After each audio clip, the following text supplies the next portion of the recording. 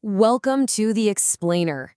Today, we are breaking down one of the most incredible rescue missions ever recorded. Seriously, it's a story about an apostle on death row, a furious king, and a last-second intervention that just completely defies all human logic. Okay, so let's dive right into this because the story of Peter in prison, it is all about contrast. On one side, you've got the full weight of human power, King Herod Agrippa, his best soldiers, and a top-of-the-line prison. And on the other side, well, you've got a praying church, a single angel, and a divine plan. It's the ultimate showdown, pitting the absolute best of human might against the quiet, unstoppable power of God. To really get how massive this miracle was, we have to first understand just how hopeless the situation looked.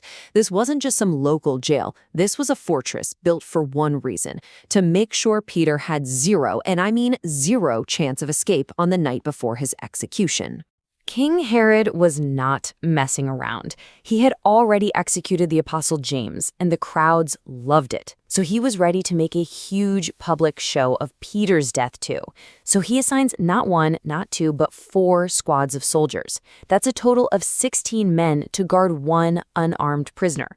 It was complete and total overkill, and that was the point. He was sending a message. And when you look at the details of this lockdown, you see just how inescapable Herod made this prison. I mean, by any human standard, it was. Peter was literally chained to a soldier on his right and a soldier on his left while he slept. He had 2 different sets of chains on him. On top of that, there were more guards posted right at his cell door. And even if, by some miracle, he got past all of them, he still had to deal with this massive iron gate that led out to the city. Herod had created a humanly impossible problem. But here's the thing. While Herod was putting all his faith in chains and soldiers, the early church was using its own kind of power. The book of Acts tells us they were all gathered together, praying constantly and earnestly for Peter. They were going up against a king, but they were taking their appeal to a much higher authority. And what's amazing is, with his own execution just hours away, Peter was sound asleep. So, with all that human control locked in, the stage was perfectly set for a supernatural solution. This wasn't going to be some clever escape plan. This was a divine override of the entire human system. So, God's response isn't a battering ram. It's not a prison riot. It's just a quiet light that fills the darkest part of the prison. An angel of the Lord just shows up right there in the cell. He doesn't fight the guards. He just bypasses them. In fact, he actually has to hit Peter on the side just to wake him up from his sleep.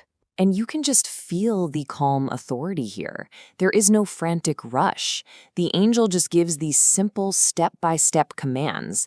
The second he says, "Get up," both sets of chains just fall right off Peter's hands. He tells him to get dressed, put on your sandals, grab your cloak. This is an orderly, unhurried exit.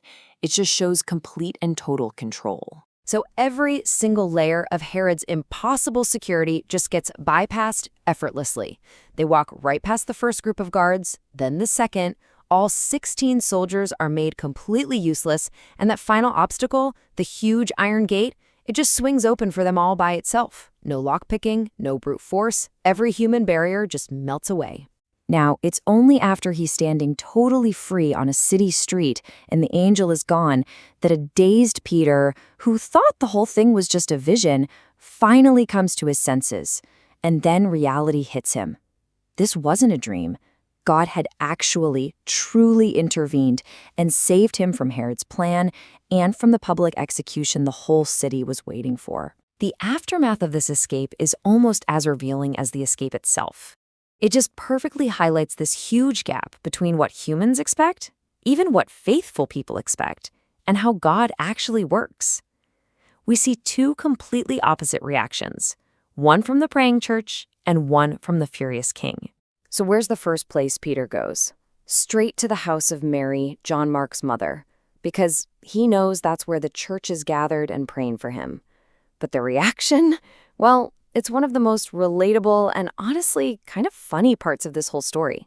So a servant girl named Rhoda hears him knocking, recognizes his voice, and gets so excited, so full of joy, that she totally forgets to actually open the gate and just runs back inside to tell everyone.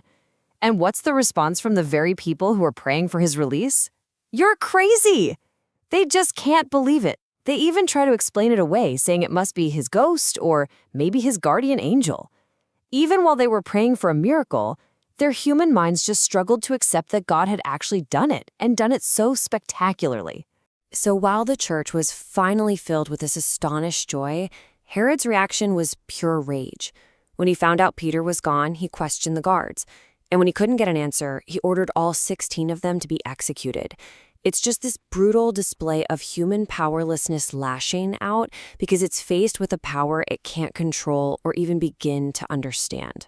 You know, this isn't just some historical story about a prison break. It's a narrative that is absolutely packed with timeless lessons about God's power, why prayer is so important, and our role in his ongoing plan to spread the gospel. So, what can we take away from all this? Well, the story shows the incredible power of a community praying together for a very specific need. It also reminds us to expect God to show up in surprising ways we could never have guessed. And what was Peter's first move? He went and shared his testimony, which is a powerful reminder that these stories are meant to be told to build up everyone's faith. Ultimately, this event proved that no amount of human opposition could stop God's plan. When you boil it all down, this explainer shows us that what looks impossible to human strength, what feels locked down by chains and surrounded by guards, is really just an opportunity for divine power.